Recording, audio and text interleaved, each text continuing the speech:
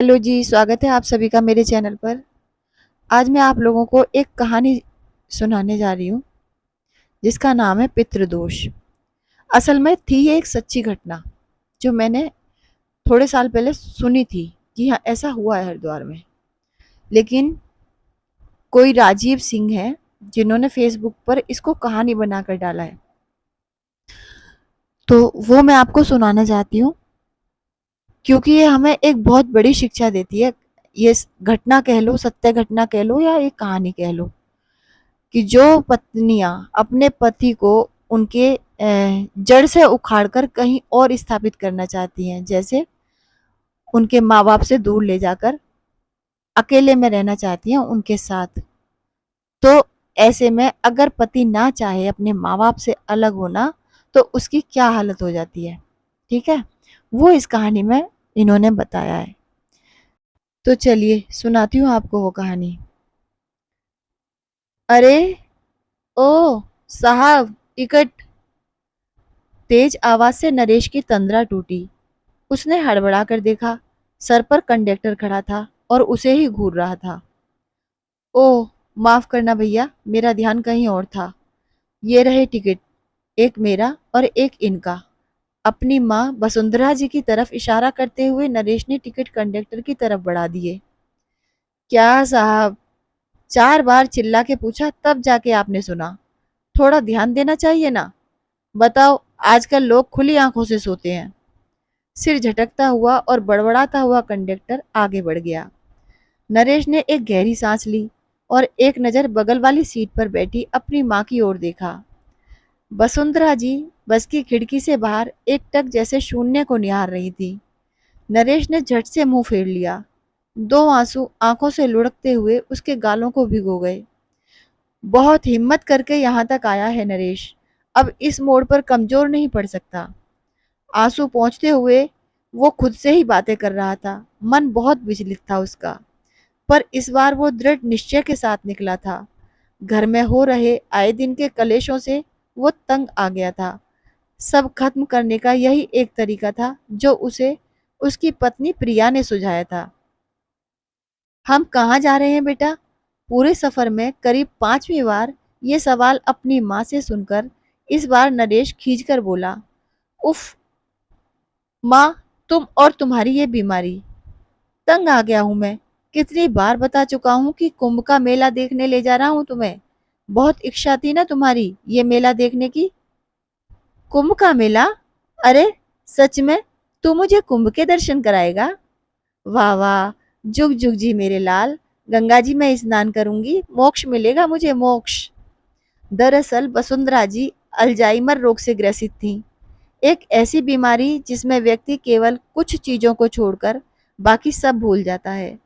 यहाँ तक कि थोड़ी देर पहले बताई गई बातें भी कुछ ही पलों बाद उसे याद नहीं रहती। वसुंधरा जी का भी यही हाल था। प्राय सब कुछ भूल जाती थी। उन्हें याद रहता था तो केवल उनका पुत्र नरेश, क्योंकि एक माँ सब भूल सकती है पर अपनी औलाद को नहीं। और दूसरा, उनकी कुंभ का मेला देखने की तीव्र इच्छा। बस इन्हीं 2 बातों से जैसे संसार सिमट कर रह गया था उनका। लेकिन उनकी इसी बीमारी की वजह से घर में आए दिन कलेश होते थे। नरेश की पत्नी प्रिया को वसुंधरा जी एक फूटी आंख नहीं भाती थी। वो रोज नए बहाने ढूंढती उनसे निजात पाने के, पर लोक लाज के डर से कुछ ना कर पाती। कुछ कर पाती थी तो बस अपने पति नरेश के साथ अपनी सास को लेकर आए दिन झगड़े। वो रोज रोज कोई झूठा किस्सा गढ़कर नरेश को सुनाती और उसे वसुंधरा जी के खिलाफ भड़काती। धीरे धीरे अपने पति को प्रिया ने पूर्णतः अपने रंग में रंग लिया। अब तो नरेश को भी अपनी माँ की उपस्थिति खलने लगी। एक दिन प्रिया ने नरेश को सुझाया, सुनो जी, तुम्हारी माँ से छुटकारा पाने का एक तरीका सोचा है मैंने। तुम इन्हें इस बार कुंभ के मेले में ले जाओ और वहीं छोड़ कर आओ। अल्जाइमर की पेशेंट तो हैं ही ये, अपने आप वापस घर आने का तो सवाल ही नहीं है। और तो और किसी को कुछ बता भी नहीं पाएंगी कि कौन है ये, कहाँ से आई हैं। यहाँ रिश्तेदारों को हम कोई झूठी कहानी गढ़कर बता देंगे कि ये कुंभ में कहीं खो गई है। लाख कोशिश की ढूंढने की पर मिली नहीं। प्रिया हाथों को नचाते हुए बोली, दिमाग तो खराब नहीं हो गया तुम्हारा? ऐसे कैसे छोड़ाऊं माँ को अकेले? अनजान जगह पर? ये नहीं होगा मुझसे, नरेश दांत पीसते हुए बोला। अरे वाह, कुंभ में कई साधु संत और भले लोग घूमते हैं, कोई ना कोई सहारा दे ही देगा इन्हें। पर एक बात कान खोलकर सुन लो, अगर तुमने मेरी बात न मानी तो मैं अपनी जान दे दूंगी, बताए दे रही हूँ। हाँ, और सुन लो, चिट्ठी छोड़कर जाऊंगी कि तुमने और तुम्हारी माँ ने मिलकर मुझे इतना प्रताड़ित किया कि मैं अपनी जान दे रही हूँ। फिर खाते रहना दोनों माँ बेटे जेल की हवा। कहते हुए प्रिया पैर पटकती हुई कमरे से बाहर चली गई। नरेश वही सर पकड़कर बैठ गया। ऐसे ही लड़ाई झगड़ों में कुछ दिन बीत गए।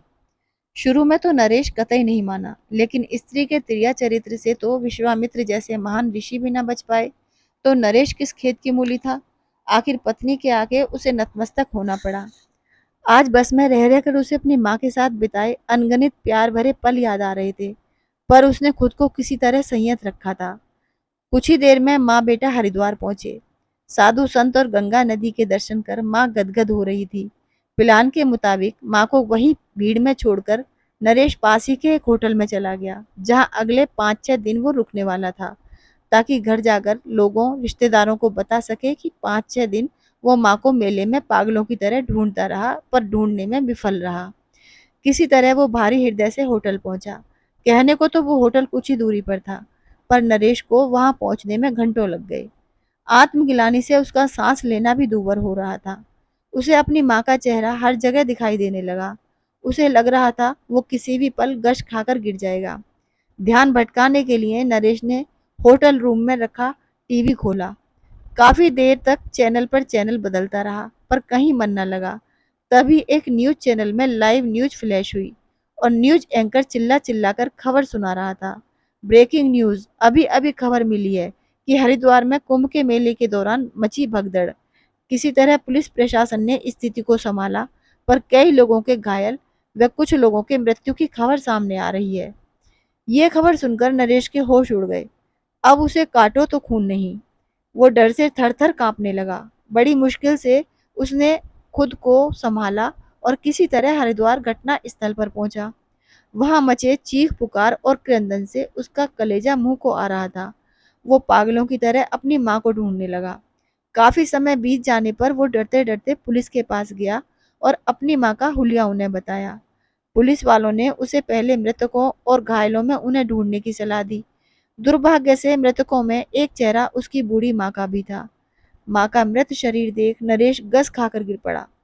कुछ देर बाद उसे होश आया तो वो पागलों की तरह रोने लगा। कुछ लोगों ने उसे संभाला। अगले दिन वो अपनी माँ के मृत शरीर के साथ घर पहुंचा। आस पड़ोस इकट्ठा हो गया था और रिश्तेदार भी पहुंच चुके थे। प्रिया वहां बैठी रोने का ऐसा नाटक कर रही थी कि बड़ी बड़ी अदाकारा भी उसके सामने फेल थी। माँ का अंतिम संस्कार पूरे रीति रिवाज के साथ संपन्न हुआ। इस पूरी प्रक्रिया के दौरान नरेश एक शब्द न बोला। सभी लोग सोच रहे थे माँ से कितना अधिक प्रेम था। देखो तो बेचारे की जुबान ही सिल गई है। भगवान ऐसी औलाद सबको दे, किंतु असलियत तो प्रिया और नरेश ही जानते थे। समय का चक्र अपनी गति से चलता रहा। कुछ महीने बीत गए। नरेश ने किसी से बातचीत करना छोड़ दिया था। खाना भी अनमना होकर नाम मात्र का ही खाता। उसका शरीर तो मानो सूख कर कांटा हो गया था। प्रिया की बातों का भी वो केवल हाँ या ना में जवाब देता। हर वक्त न जाने कहाँ खोया रहता और कभी भी फूट फूट कर रो पड़ता। पति की ऐसी हालत देख अब प्रिया को भी अपनी गलती का एहसास हो चला था। कुछ समय बाद नरेश की नौकरी भी चली गई। घर की स्थिति अत्यंत खराब हो गई। प्रिया भी अब अक्सर बीमार रहती। किसी ने सलाह दी कि पंडित को जन्म पत्री दिखाओ। जन्म पत्री देख पंडित बोला पितृदोष है, घर में पूजा कराओ, दान पुण्य करो और कम से कम 100 ब्राह्मणों को भोजन कराओ, यही प्रायश्चित है, सब ठीक हो जाएगा। पंडित की बात सुनते ही नरेश पागलों की तरह हंसने लगा। उसके चेहरे पर रोने और हंसने जैसे मिले जुले भाव तैरने लगे। पंडित और प्रिया हैरान होकर उसका चेहरा देख रहे थे, पर नरेश पागलों की तरह हंसता जा रहा था। उसे पता था कि जो पाप उसने किया है उसका प्रायश्चित इस जन्म में तो क्या, किसी जन्म में कैसे भी मुमकिन नहीं है। ये कहानी सुनाने का मेरा उद्देश्य सिर्फ इतना था कि जो लड़कियां अपने पति को उनके माँ बाप से दूर करने के सपने देखने लगती हैं शादी से पहले ही, कि हम अलग ले जाएंगे, अलग अपनी घर गृहस्थी सजाएंगे, वो एक बार ये सोच लें कि जो माँ-बाप ने अपने बच्चे को बड़ा किया है, यहाँ तक लेकर आए हैं कि तुम्हें भी अपने घर में लेकर आए, अपने बच्चे के साथ बाँधकर। तो उनकी आँखों में अपने बच्चों को एक ग्रस्त जीवन में देखने के कितने अरमान होंगे, कितने सपने संजोए होंगे उन्होंने। ठीक है? अरे! अपनी माँ की भी तो सेवा करती हो ना, तो क्या पति की माँ को सिर्फ़ ये सोचकर उनकी सेवा नहीं कर सकती या उनके साथ नहीं रह सकती कि ये भी मेरी माँ जैसी ही है? क्यों मैं अपने पति को उसके माँ-बाप से अलग करूँ? वो ये नहीं जानती, वो हो तो जाता है अलग, चला जाता है, लेकिन वो कभी भी खुश नहीं रहता, अपनी जड़ों से हटकर, अपने माँ-बाप से दूर रहकर। जो माँ-बाप कमाने लायक बनाते हैं अपने बच्चों को, अपने बेटों को स्पेशली, उन बेटों की कमाई अगर माँ-बाप के ऊपर खर्च होती है ना, या माँ के लिए या पापा के लिए दवाई लाता है बेटा, तो पत्नी को बहुत नागवार गुजरती है कि मेरे पति की आम जो आय है वो अपने माँ-बाप की बीमारी में क्यों खर्च हो रही है। अरे! इसी दिन के लिए तो उन्होंने बड़ा किया था कि जब हमारा शरीर हार जाएगा, तो हम अपने बेटे को काबिल बना रहे हैं, कल को वो हमारी सेवा कर पाएगा। सिर्फ़ इसलिए नहीं बड़ा किया था, इसलिए नहीं उसको अच्छा कमाने के लायक बनाया था कि वो सिर्फ़ अपनी पत्नी के साथ मस्ती ही करता रहेगा।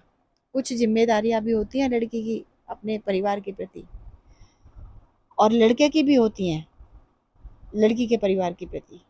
ऐसा नहीं है, समझदारी से ही चलती है घर गृहस्थी। बस ये कहानी सुनाने का यही उद्देश्य था मेरा।